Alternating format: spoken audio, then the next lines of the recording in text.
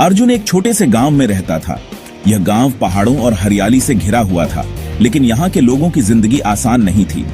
जिंदगी मुश्किल थी, लोग गरीब थे। हर दिन एक नई चुनौती लेकर आता था और हर कोई अपने तरीके से संघर्ष कर रहा था। अर्जुन एक दयालु लड़का था। वह हमेशा दूसरों की मदद करने के लिए तैयार रहता था, चाहे वह कितना भी थका हुआ क्यों न हो। उसका दिल बहुत बड़ा था। वह अपने गांव के हर व्यक्ति की परवाह करता था और उनकी समस्याओं को समझने की कोशिश करता था। वह हमेशा मदद करना चाहता था। जब भी उसे किसी की जरूरत महसूस होती, वह बिना किसी हिचकिचाहट के उनकी मदद के लिए आगे बढ़ता। मैं अपने परिवार को स्ट्रगल करते हुए देखता हूँ। मेरे माता पिता दिन रात मेहनत करते हैं, लेकिन फिर भी हमें पर्याप्त खाना नहीं मिल पाता। हमारे पास खाने के लिए पर्याप्त नहीं है। कई बार हमें भूखे पेट सोना पड़ता है और ये बहुत दर्दनाक होता है। मेरे दोस्त भूखे रहते हैं, मुझे दुख होता है। मैं चाहता हूँ कि मैं कुछ कर सकूँ ताकि हम सबकी जिंदगी बेहतर हो सके। मैं एक बेहतर जिंदगी चाहता हूँ। मैं सपने देखता हूँ कि एक दिन हम सबके पास पर्याप्त खाना और खुशियाँ होंगी। मैं मदद करने का कोई रास्ता चाहता हूँ। मैं सोचता हूँ कि कैसे मैं अपने गांव और अपने परिवार की मदद कर सकता हूँ। एक दिन अर्जुन खेतों में खेल रहा था। वह अपने दोस्तों के साथ दौड़ रहा था और हंस रहा था, लेकिन उसके मन में हमेशा अपने परिवार की चिंता रहती थी। उसने एक बूढ़ी औरत को देखा।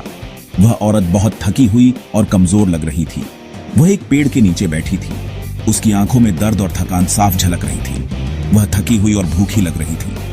अर्जुन ने तुरंत समझ लिया कि उसे मदद की जरूरत है। लीजिए, मेरी रोटी ले लीजिए। अर्जुन ने अपनी रोटी उस बूढ़ी औरत को दे दी जो उसने अपने लिए बचा कर रखी थी। बूढ़ी औरत मुस्कुराई। उसकी मुस्कान ने अर्जुन के दिल को खुशी से भर दिया। उसने महसूस किया कि दूसरों की मदद करना ही सच्ची खुशी है। बूढ़ी औरत ने रोटी खाई। उसने प्यार से अर्जुन को देखा। उसने उसे एक जादुई तालाब के बारे में बताया। यह जंगल में बहुत अंदर छुपा हुआ था। तालाब इच्छाएं पूरी कर सकता था। एक जादुई तालाब, और बताइए? बूढ़ी औरत ने उसे चेतावनी दी। जो मांगो सोच समझकर मांगना, लालच दुहक का कारण बन सकता है। अर्जुन ने बूढ़ी औरत को धन्यवाद दिया। उसने जादुई तालाब को ढूंढने का फैसला किया। वह अपने गांव की मदद करने के लिए इच्छाओं का उपयोग करना चाहता था। वह जानता था कि उसे क्या करना है। अर्जुन जंगल में बहुत अंदर चला गया। उसने जादुई तालाब को ढूंढा। आखिरकार उसने उसे ढूंढ लिया। पानी चमक रहा था। ये जादुई लग रहा था। एक आवाज ने उससे बात की। तुम्हारी 3 विशेष हैं, सोच समझकर चूज करो। अर्जुन ने अपने गांव के बारे में सोचा। उसने सोने की कामना की। उसने सोचा कि सोना उनकी समस्याओं का समाधान करेगा। मैं सोना चाहता हूँ। तुरंत ही उसका बैग सोने के सिक्कों से भर गया। अर्जुन खुश था। वह गांव वापस भागा। वह अपनी खुशी सबके साथ बांटना चाहता था। अर्जुन ने सबको सोना दिखाया। पहले तो लोग खुश थे, लेकिन जल्द ही लालच हावी हो गया। सब सोने के लिए लड़े। दोस्त दुश्मन बन गए। नहीं, मैं ऐसा नहीं चाहता था। अर्जुन का दिल टूट गया। सोने ने लोगों में बुराई ला दी थी। उसने महसूस किया कि उसकी इच्छा एक गलती थी। उसने चीजें बदतर कर दी थीं। मुझे इसे ठीक करना होगा। अर्जुन जादुई तालाब में वापस चला गया। उसके पास 2 इच्छाएं बाकी थीं। उसे उन्हें समझदारी से इस्तेमाल करना था। उसे अपनी गलती सुधारनी थी। अर्जुन तालाब के सामने खड़ा था। मैं चाहता हूँ कि सबके लिए खाना हो, गांव में सबके लिए पर्याप्त खाना। उसे उम्मीद थी कि इससे शांति आएगी। तालाब चमक उठा। फलों, सब्जियों और अनाज से भरी टोकरियां गांव में प्रकट हुईं। लोग हैरान थे। उन्होंने इतना खाना कभी नहीं देखा था। सभी ने पेट भर खाना खाया। सबके लिए पर्याप्त था। पहली बार कोई भी भूखा नहीं सोया। अर्जुन को राहत मिली। भाग 6, बांटने का उपहार। ग्रामीण अर्जुन के आसपास इकट्ठा हो गए। उन्होंने खाने के लिए उसका धन्यवाद किया। उन्होंने अपने लालच की मूर्खता का एहसास किया। उन्होंने एक बहुमूल्य सबक सीखा था। अर्जुन ने ग्रामीणों में एक बदलाव देखा। वे अपना खाना बांट रहे थे। वे एक दूसरे की मदद कर रहे थे। समुदाय की भावना वापस आ गई थी। अर्जुन खुश था। उसकी इच्छा ने उन्हें एक साथ लाया था, लेकिन वह जानता था कि उसे अभी एक और काम करना है। उसके पास एक विश बाकी थी। भाग 7, सद्भाव की कामना। अर्जुन जादुई तालाब पर लौट आया। इस बार उसके मन में एक नई सोच थी। वह जानता था कि उसकी पिछली इच्छाएं भौतिक सुखों तक सीमित थीं, लेकिन अब वह कुछ और गहरा चाहता था। इस बार उसने भौतिक चीजों की कामना नहीं की।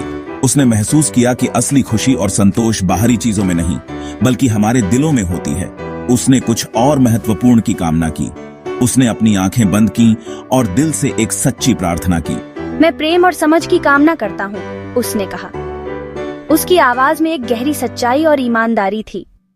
हमें शांति और सद्भाव में साथ रहने दें। यह एक साधारण सी इच्छा थी, लेकिन इसके पीछे एक गहरा अर्थ था। तालाब आखिरी बार चमका। उसकी चमक में एक जादू था जो हर किसी के दिल को छू गया। एक गर्म रोशनी पूरे गांव में फैल गई। यह रोशनी केवल बाहरी नहीं थी, बल्कि यह लोगों के दिलों में भी फैल गई। इसने लोगों के दिलों को प्यार और करुणा से भर दिया। हर कोई एक दूसरे के प्रति अधिक दयालु और समझदार हो गया। उन्होंने एक दूसरे को नई नजरों से देखा। अब वे एक दूसरे की भावनाओं और जरूरतों को बेहतर समझने लगे थे।